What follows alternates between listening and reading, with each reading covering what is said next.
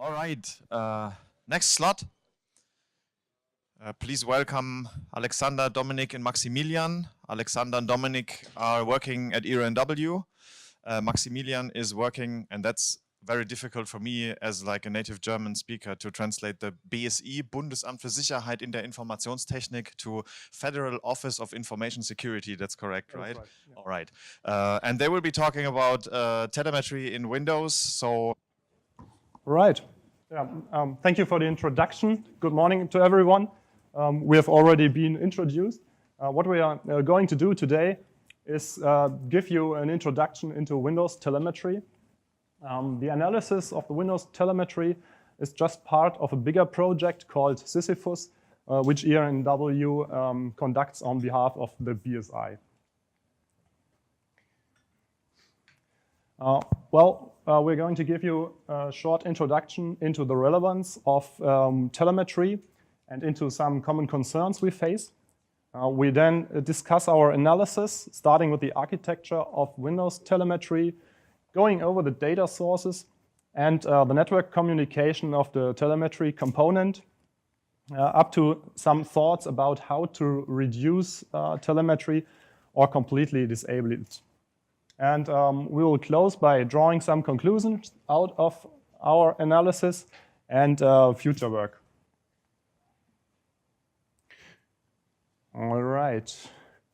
Okay, for those who don't know the German Federal Office for Information Security, as you said, it's the Bundesamt für Sicherheit in der Informationstechnik, BSI.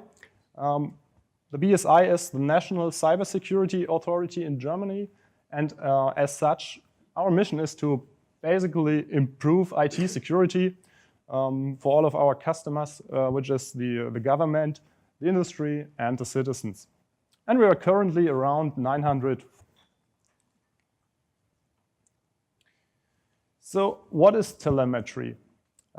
Basically, telemetry is collecting data at a given instance and sending that data out to an external entity for analysis. And nowadays, we face telemetry almost everywhere, let it be in connected vehicles, in industrial control systems, and let's call it the normal IT branch as well. And especially in IT, telemetry is increasingly being implemented on all levels, starting from the application layer all the way down to the operating system itself. And this applies to both the workstations and to mobile devices. So that's the trend, and telemetry is not evil per se. So there are positive examples for that. Just let me pick the first one, device health monitoring.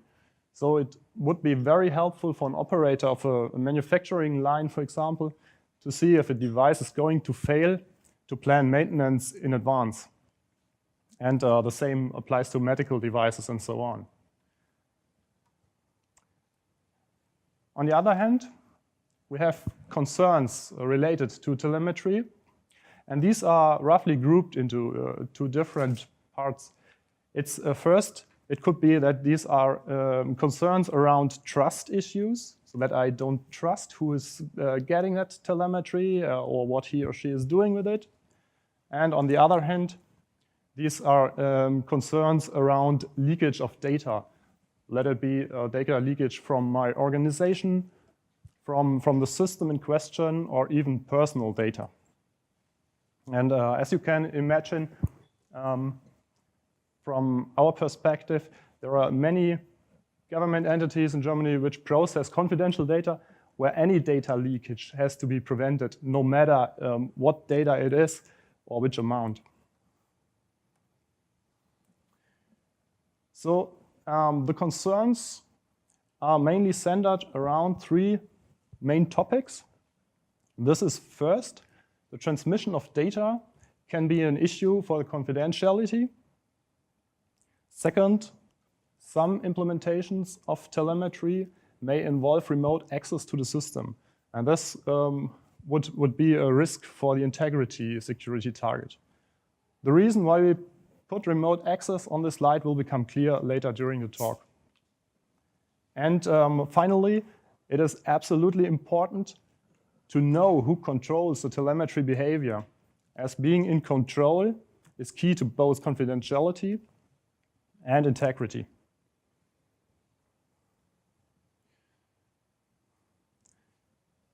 So, and why is Windows 10 telemetry especially relevant to the BSI?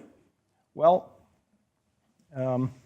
as everyone might see, it's just a popularity. Windows has around 90% market share on desktop systems. And this not only applies to citizens or industries, but also to the federal government entities. And second, end of support for Windows 7 is approaching, leaving Windows 10 as the only Windows operating system going forward. And finally, Windows 10 is set to be the operating system for a new standardized client throughout the federal government. You can picture that client as being basically a machine image consisting of an operating system together with a dedicated set of application software and all centrally managed.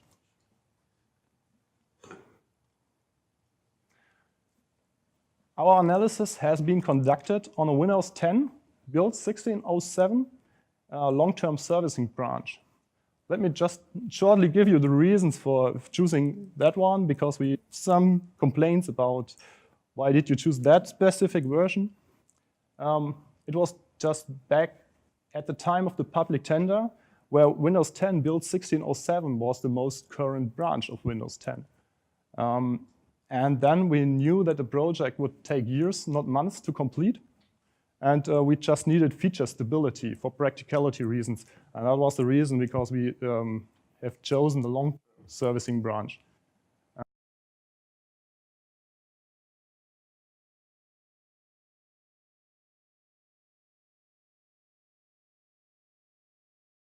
However, we are aware of the release cadence of Windows 10 and that there are newer versions out there.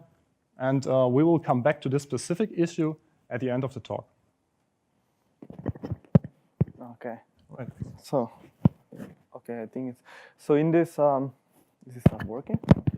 Right. Okay. So in this section of the talk, we will first provide a high-level overview of the architecture of Windows Telemetry. There's the telemetry implementation as part of the Windows operating system, as Max already mentioned. So Windows Telemetry is an integral part of every Windows 10 instance. Its architecture consists of two main components. That is the data sources, the sources that basically provide or log data, and the Diagnostic Tracking Service. The Diagnostic Tracking Service collects the data provided by the data sources and sends this data over a network connection to a backend managed by Microsoft. So this backend is called the Microsoft Diagnostic Data Management Service. This backend in turn sends data back to the Diagnostic Tracking Service, and this data is used for controlling the service's behavior. So we will discuss this topic a bit later on in this talk. Dominic will say a bit more about this topic. Right, for the sake of convenience, like in this talk, we will call the data gathered by the data sources shortly as telemetry data. So the official name of the Diagnostic Tracking Service is Connected User Experiences and Telemetry. It's a nested service. It's hosted in an svc host.exe in a service container. It's implemented in the diagtrack DLL library file, and it belongs to the UTS svc service group. So the service basically conducts two main tasks. There's the collection and storage of telemetry data, and also maintains and establishes the network interface to the backend managed by Microsoft. That is to the Microsoft Diagnostic Data Management Service. So regarding the data sources that produce telemetry data, we structure them into two categories, the primary and the secondary data source. The primary data source is the, well, let's call it the core logging facility of Windows. That's event tracing for Windows, or ETW. So ETW collects telemetry data both during system boot and during system shutdown, and also, of course, during system runtime. So ETW covers logging during the whole lifetime of the system operation.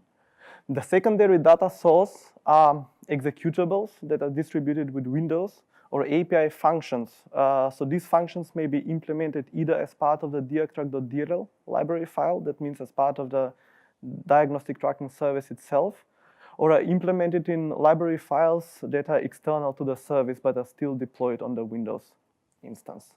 So how these data sources are controlled and managed, we will discuss a bit later. The source, the basis of the architecture of ETW are the data collection points. So these are software entities, these are API functions that basically log data. They produce telemetry data. So this data is received and stored in something that we call the data management units. The association between the data collection points and the data management units which store the log data is done by a unit called a controller. So these are all software entities implemented as part of Windows. So they all belong to the architecture of ETW. So once the data is stored in the data management units, which are kernel system entities, the data is delivered to a data storage unit for use. So in the context of telemetry, the data storage unit is the diagnostic tracking service itself. So this is the role that the service takes as consumer of data provided by the data sources.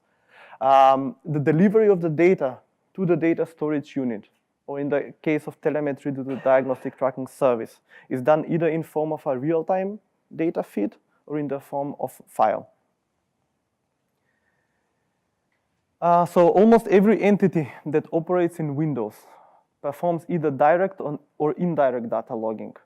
For example, an entity may be instrumented with the ETW data collection points that I just mentioned, where each data collection point first has to be registered, then enabled, so that it can actually log data. So this is direct data collection, where the entity is basically instrumented with logging code.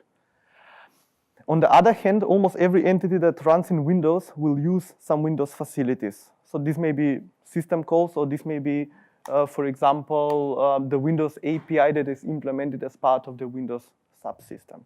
So what is important here to know is that almost all Windows facilities are heavily instrumented with data collection points. So almost all executables that are produced by Microsoft and delivered as part of Windows 10 are heavily instrumented with ETW data collection points. So in this way, any software or entity that operates in Windows by using the Windows facilities is already conducting indirect logging. This is how we name this logging activity. So in order to demonstrate the integration of ETW into Windows 10, these charts demonstrate the number of processes that are started by Windows 10 with a default setup, so we haven't changed anything. It also depicts the number of processes that are already instrumented with data collection points. So this comes back to the point that I just mentioned. As you can see, almost all processes started by default are instrumented with data collection points. This chart shows the number of data collection points with which the processes that I just mentioned are instrumented. Right? It shows the number of both registered and enabled data collection points. These are data collection points that actually log data. As you can see, the numbers are relatively large. The registered data collection points may also be enabled at any time. Right? The thing is that they are there, the software is instrumented, and the software can eventually produce log data. And this log data through the data sources can be provided later to the diagnostic tracking service in the form of telemetry data, which is later on sent through the network to the backend managed by Microsoft.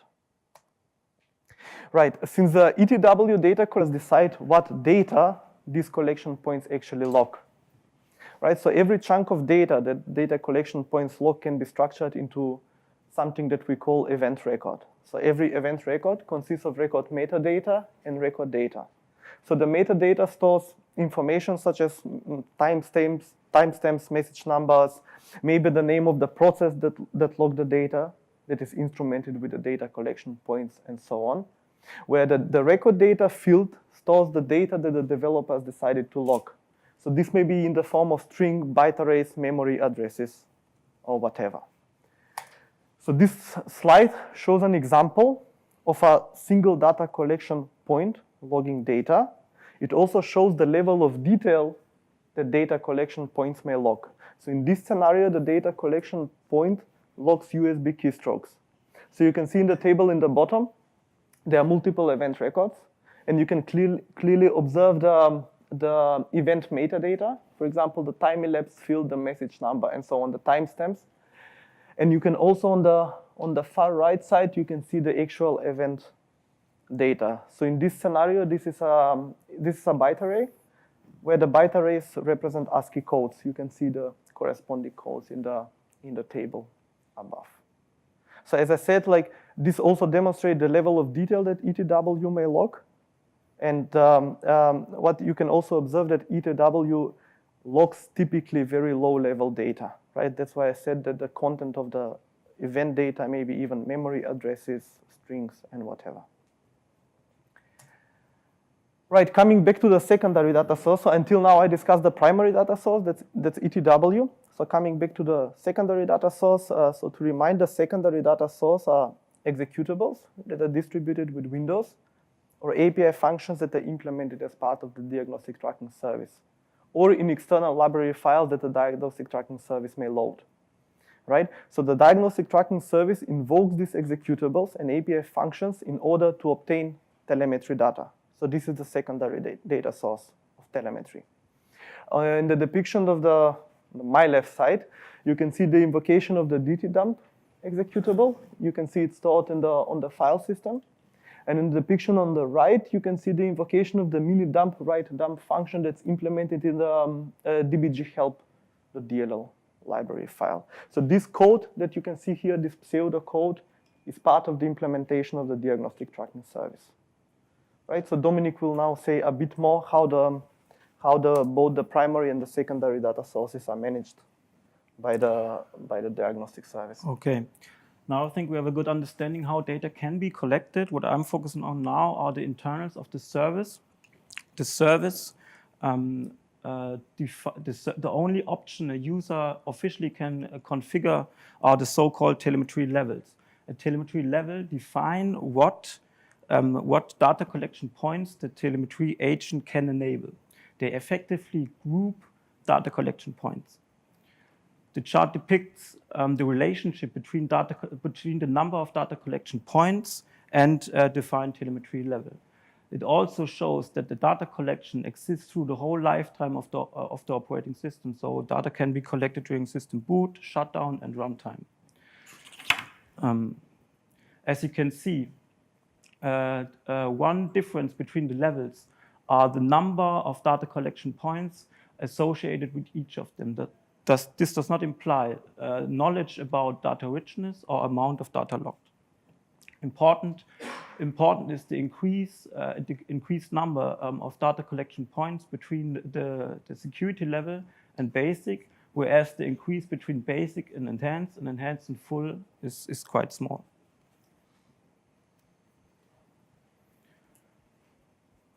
The behavior of the service is controlled by Microsoft.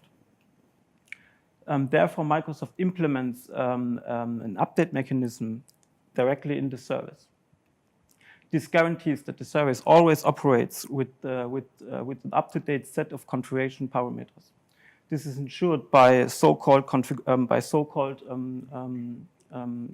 files, which the service can request from the Microsoft backend system. The figure depicts the control file for the primary data collection. The file defines, among other things, which data collection points the service can enable for a given telemetry level.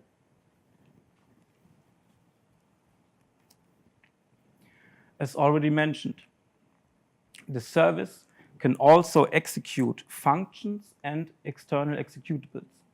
Microsoft controls this behavior also through control files. The figure again depicts a portion of such a control file for the secondary data collection. The file, among other things, again contains the functions and the external executables as well as their parameters. Since the triggering logic is implemented in the Microsoft backend, it remains unknown.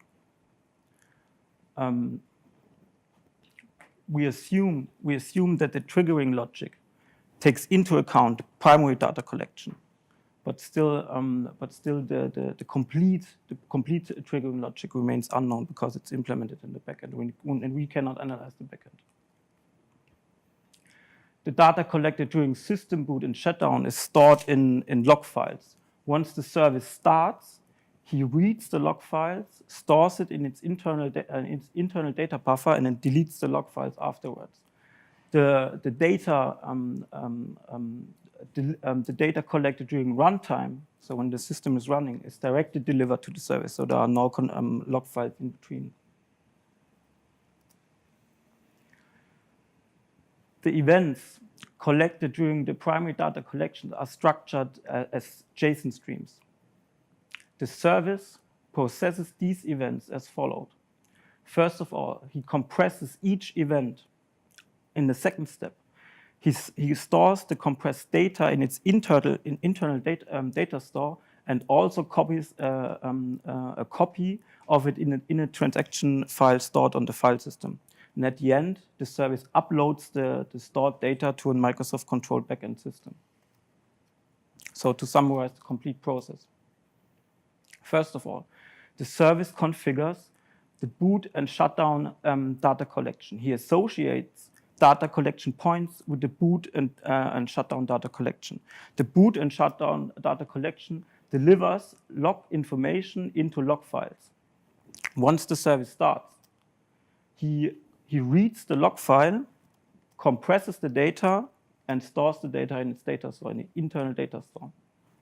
In the second step, he starts the runtime session or the runtime data collection. He again associates data collection points with this runtime session, and the runtime session directly delivers the information to the service. The service again compresses the data, stores the data in its internal data store.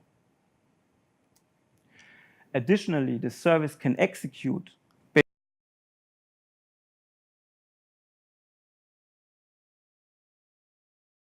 based on the control files, can execute functions and external executables. The information collected by these entities are also handled by the service. And at the end, the service also copies a copy in a transaction log file. So if the service terminates or whatever, it has always a copy of its internal data store. So on the right side, we have the primary data collection implemented with the core logging facility of the operating system. And on the left side, we have the secondary data collection implemented as functions and external executables, which the service can execute based on the control files which he requests from the Microsoft backend. The network interface is a TLS protected web-based interface. The connection is always client triggered, regardless of if the client wants to download information, so download control files, or if he wants to upload collected data. The TLS protected web-based interface is implemented with the WinHTTP API. Microsoft also implements certificate pinning against hard-coded keys stored on the file system. During our analysis, we discovered a problem which results in that some data was accessible to a man-in-the-middle attack. We reported this issue to Microsoft, and in the meantime, Microsoft updated the WinHTTP API so that this problem was solved.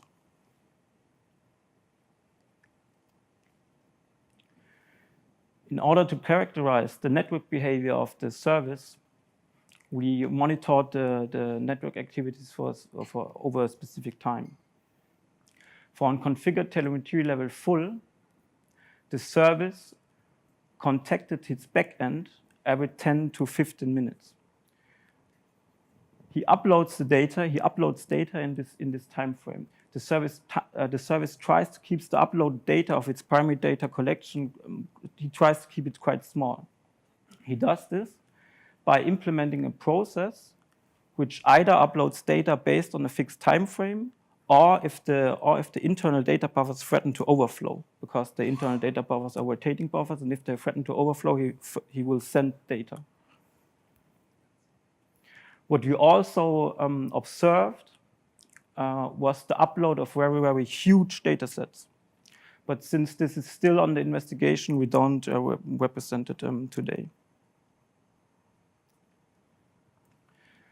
The download behavior of the service is only based on a fixed time frame. So the service asks the backend system every 15 minutes if there is some new update information available for him. If there is so, he will download the information and implements it in its workflow.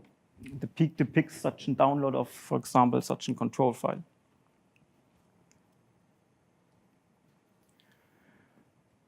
The host names listed in the table are the host names with which the service communicates with.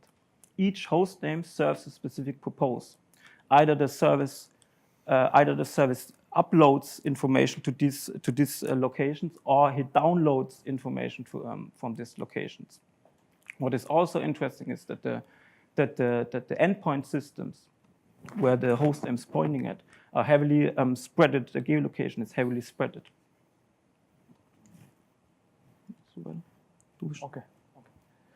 So we will now discuss how Windows Telemetry can be disabled or reduced in terms of the amount of data that is distributed to Microsoft. So there are several approaches.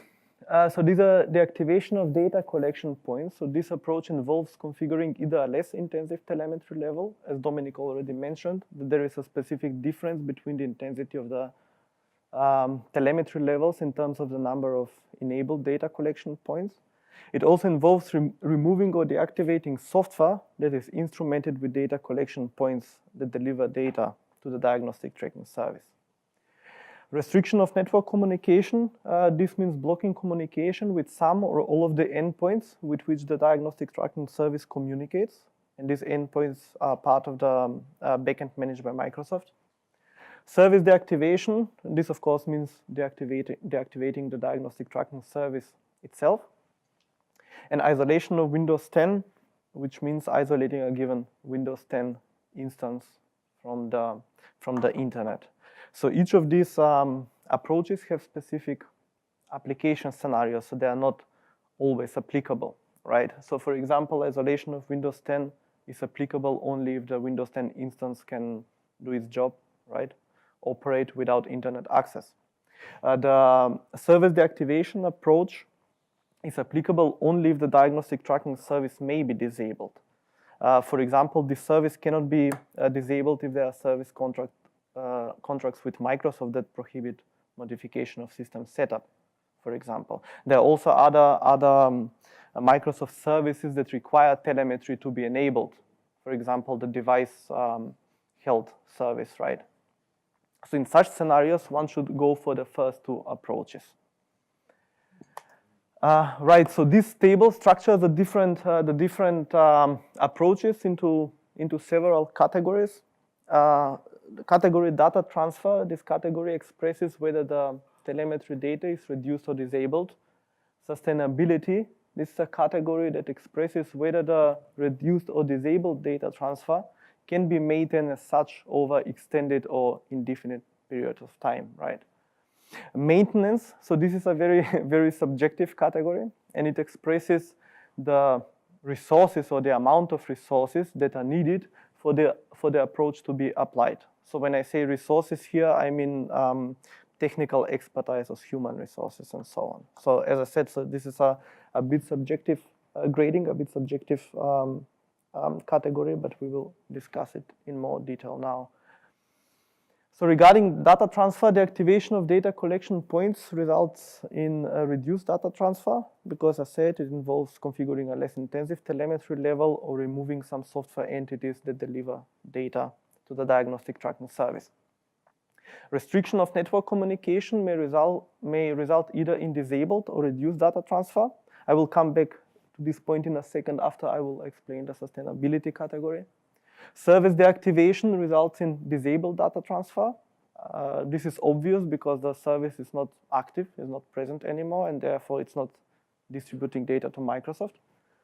And isolation of Windows 10, of course, results in disabled data transfer because the Windows 10 instance does not have access to the internet anymore, right? And as such, it cannot send data to the Microsoft backend.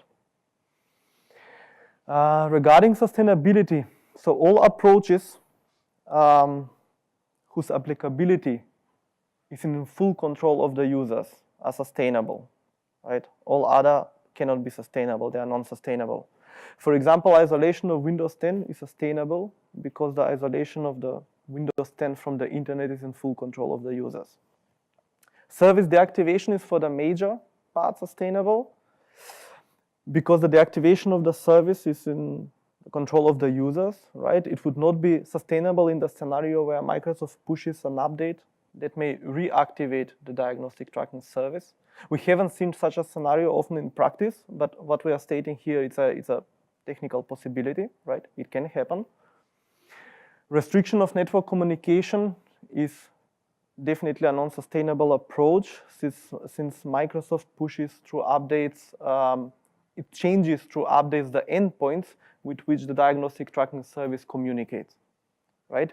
So coming back to the data transfer category, so if this approach is applied, the data transfer will be disabled only in the time frame until which Microsoft has not pushed an update, changing the endpoints.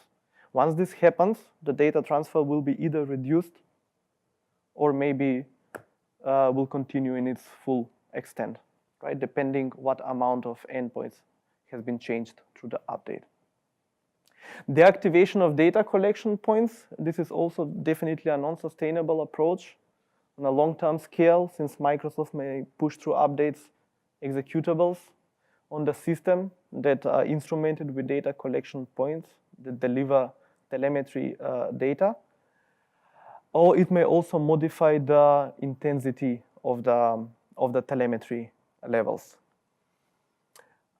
Right, so regarding maintenance, isolation of Windows 10 is of relatively low maintenance because it involves only isolating Windows 10 from the internet, right?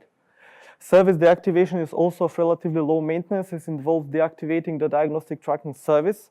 One thing that users also have to do, they also have to monitor whether the service has been activated again.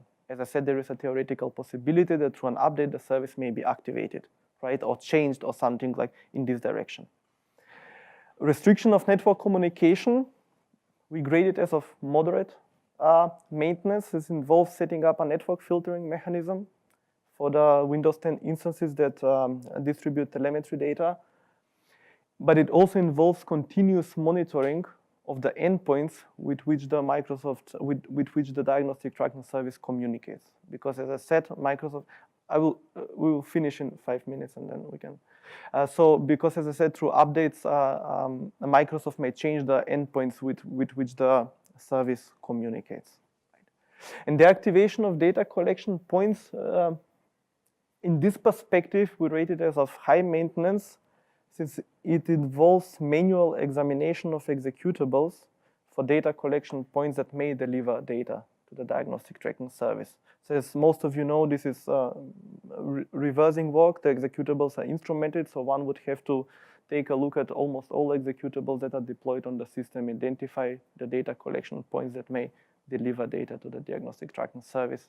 So this is a bit more, it's a very fine granular approach, but it's a bit more time intensive and it requires a certain technical expertise in that sense. Right, so would you like to take over now?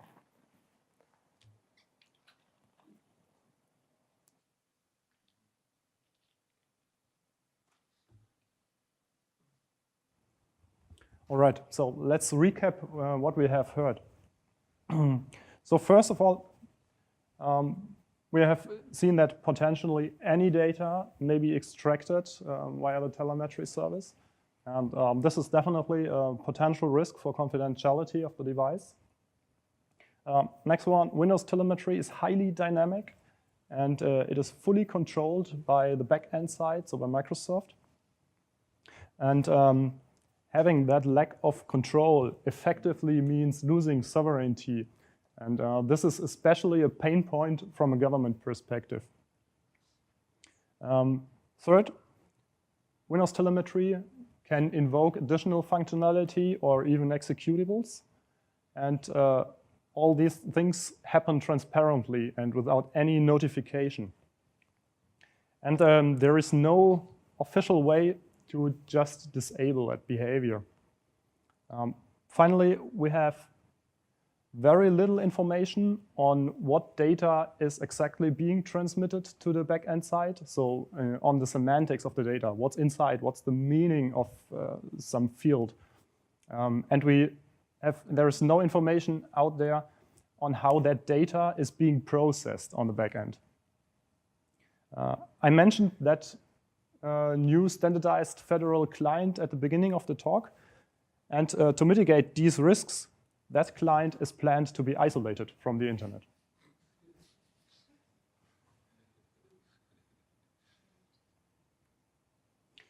So, but let's be fair. If I remember the start of the project, Microsoft made some significant improvements with regard to their transparency regarding telemetry. So we do have a diagnostic data viewer available. We have information out there on how to disable certain functionality, and their public documentation is regularly updated. However, there's still room for improvement. For example, we don't have a data viewer for the security telemetry level, and we don't have information on the semantics of the data being transmitted, as I just said. One important thing to mention at this point is that all the concerns we have mentioned and the risks apply to all telemetry implementations, so not only those from Microsoft.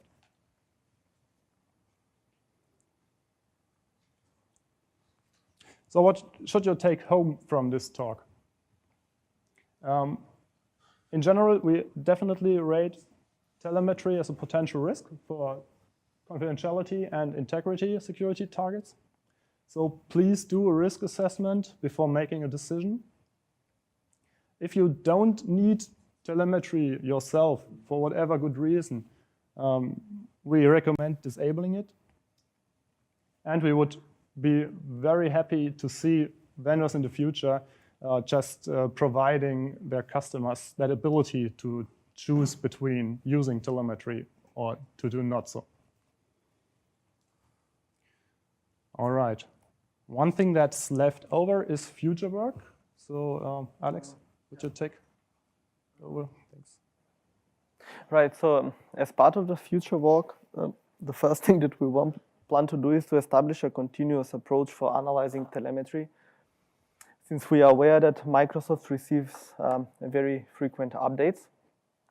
So as part of this approach, so in this line, we plan to continuously address two key aspects. So the first one is the data richness, what Max just mentioned. We plan to develop, we are already developing a framework that is interpreting telemetry data to some extent, categorizes and visualizes this data also. So this goes in the line of the Microsoft Data Viewer, of the Microsoft Diagnostic Data Viewer, but it's already published as an app store.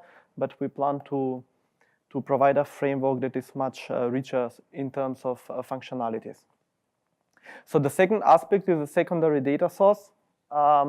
We plan to analyze and categorize the capabilities of the secondary data source, that is of the executables and the API functions that the Diagnostic Tracking Service may invoke in order to obtain more telemetry data. What we have seen recently is that there are very, very frequent changes in this area, right? So this, like in this depiction on the bottom, you can see a function implemented as part of the diagtrack.dll library file, as part of the Diagnostic Tracking Service. So at that time, so this is of the 1609 version, right? This function at that time, this function was only a placeholder. So you can see what the developers wrote, like live kernel dumps are not available. This is a placeholder, enjoy, right? So at this time, this function has already been implemented, which means that the extent of the capabilities of the secondary data source has been greatly increased. Right, the richness of the data that this data source may provide changes very frequently, right, and it's always extended. So that is why we plan to do a continuous analysis approach where we consider this aspect, the secondary data source, of a great importance. We also plan to do another study on Windows Telemetry targeting the most recent version of Windows 10 released under the long-term Save Us in Channel branch. So that would be from our side. So thank you for your attention. So your questions are welcome now. So thank you again.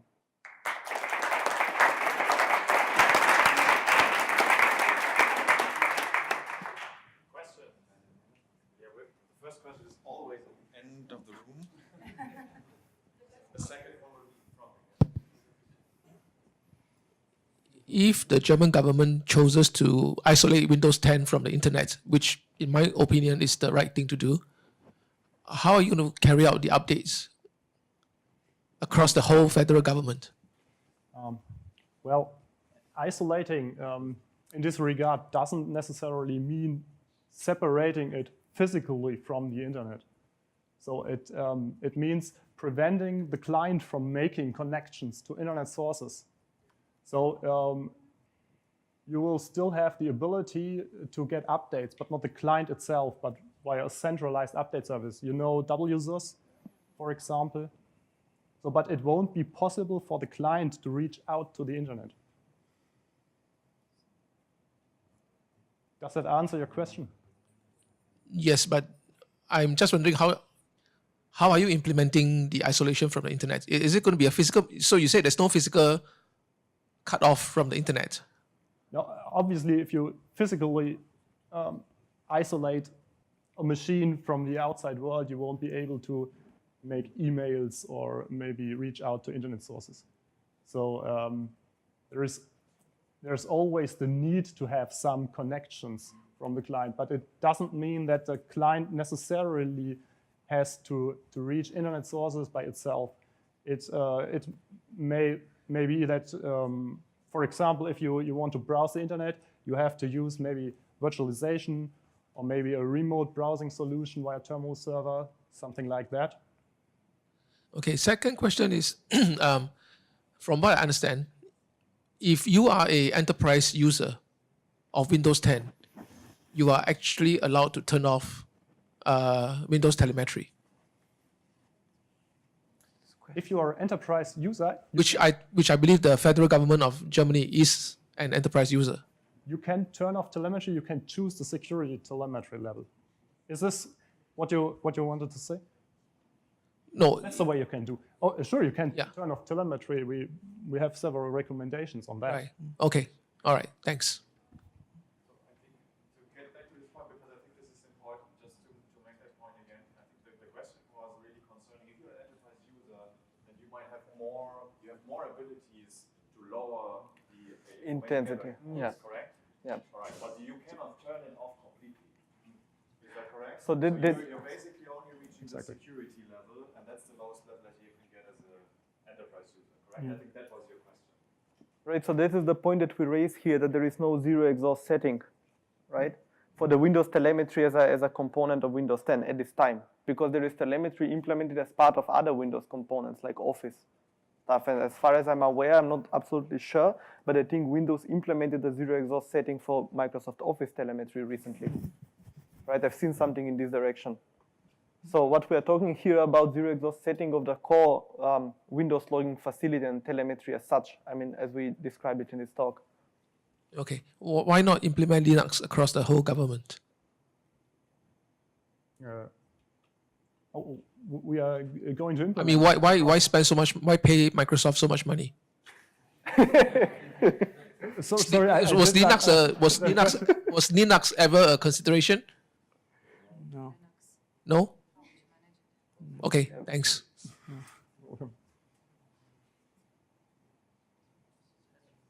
Other questions?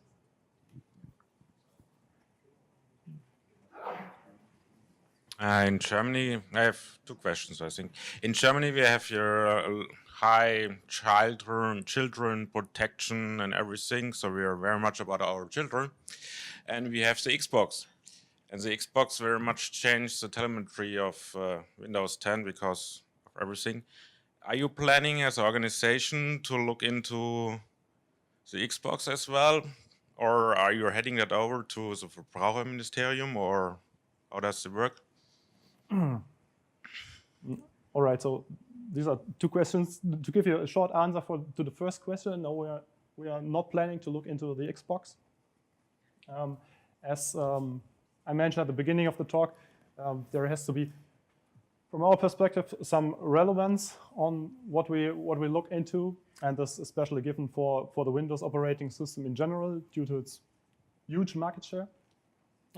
But all the analysis results we have derived and all what is still to come in the future is being published on our website. So everybody can just download what we have found out and build up on that results.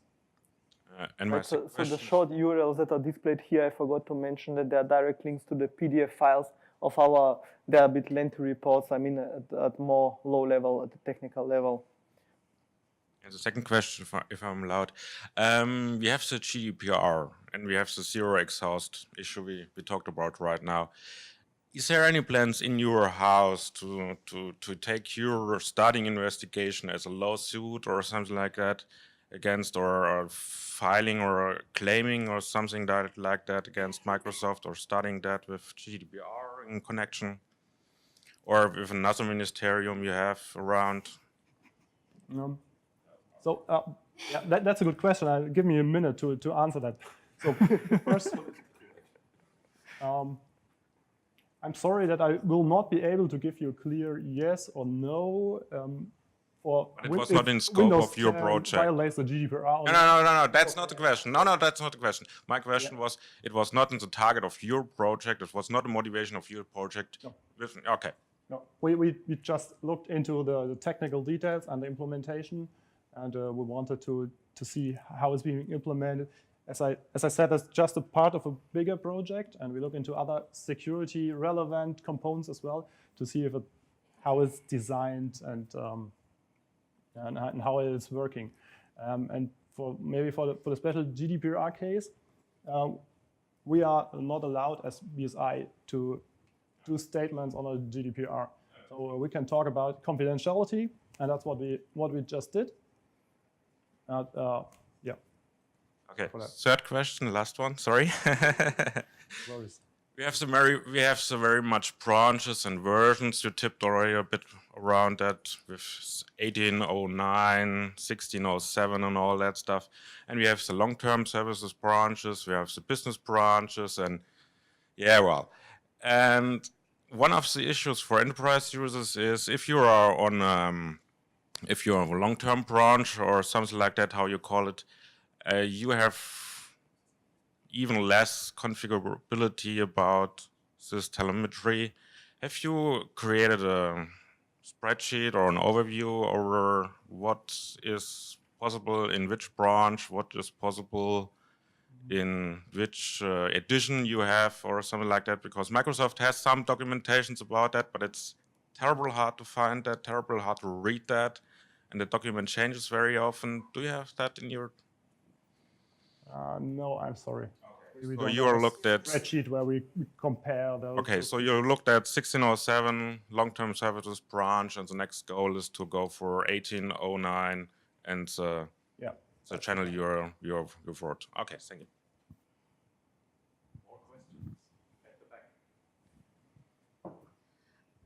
You mentioned that these services of telemetry services allow also remotely triggered execution of executable and functions. So with these privileges, which typically those executables and functions, and can they be also delivered via the same channel?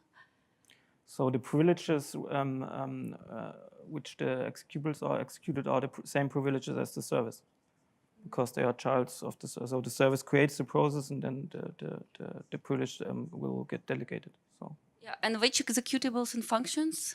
I don't have the complete list, but we have a list in the report, and we also categorized what these executables are capable of. So we just grab the report, and you have in the appendix a list of each executable. I'm like pretty much terrified right now. And can be something also delivered over the same channel, like any executables to be triggered? So that's the control what Dominic mentioned. If you're referring to the control of the service's behavior, right? So the It's a remote communication channel to my computer. So can the Windows or whoever is sitting on that channel can deliver also executables to be No. executed on my computer? No. How do you know? Did you try? So we sniff the network traffic. so we analyze the complete execution workflow of such external extensions. And they did not foresee that they can also deliver So something. they have hard-coded executables in the binary, and they have also regular expressions so that you cannot execute arbitrary parameters. Okay. So just to make it clear, right, the executables like can be pushed on your system through regular updates, right? Yeah. That's a typical process. Yeah. Some of these executables, I mentioned this in the approaches, may be triggered later on by the diagnostic tracking service, may be invoked. Okay. So that is the way that executables are pushed onto your system. But what the remote channel does of Windows Telemetry, it controls what executable is invoked and when. Okay, perfect. Right? So the execution conditions are encoded, let's say, in a way, in the network communication traffic. That's Thank you.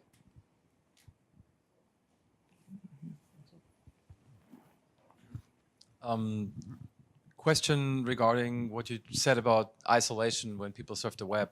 Are you aware of any similar telemetry functionality in the Windows Server versions that might lead to data leakage once you transfer surfing over to terminal server?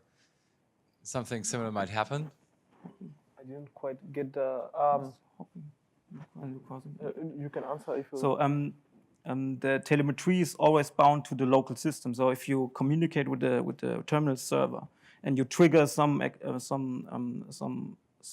activity regarding the terminal server communication, probably telemetry might catch this, but there's no telemetry delegation over terminal server. Sorry for not being clear with my question. That's not what I meant. But the question was, is there some similar functionality regarding telemetry in the current Windows Server versions as well? Yeah, of course. So yes, okay, thank you. So this is what Max mentioned at the beginning, right? So what we're discussing here is the core Windows Telemetry functionality, right? That uses ETW as the primary data source. But I mean, even entities that are not related to Microsoft in any way, like Firefox implements telemetry, right? So you have telemetry literally everywhere. It's not a Microsoft-bound thing, right? We are just using the Microsoft implementation as a use case in this scenario because of obvious reasons. What Max said is a target for the federal office, for the federal client, right? But I mean, depends. The extent of telemetry depends on what you have installed on the system, and if you mean with the default setup, of course, there are also other components that deliver telemetry data, right? What we are focusing here is basically on the system telemetry, right? Where kernel data is also involved. Such activities. Alex, if I got it correctly, I mean the question was more if the Windows Server in its default configuration also implements the telemetry service as you found out it works in Windows 10. Yes, but we answered that already with yes. I just wanted to but I wanted to expand a little bit more, right? So you may also by installing other software, you may increase the amount of telemetry data, which is not bound to the architecture that we just discussed. I mean, it was an additional information. But this edition also implements the thing that we just discussed. One more question. Sorry for that one. You're focusing on the long-term editions. Is there a reason for that? Is that because this edition is used in government, or I was informed that long-terms are not allowed to install Office. So correct me on that one. Sorry. Yeah, as I said, the reason for the long-term servicing branch was basically to practicality reasons, so that we have feature stability, and the long-term servicing branch is fully supported, like the other versions. So it was simply the best analysis objective for us. But it's not that version which is used in your government scenarios. Well, currently, it is planned to use the long-term servicing channel. Yes. Okay. But that wasn't the reason for choosing LTSB or LTSC for the analysis. So thanks again, guys. Thank you. Thank you.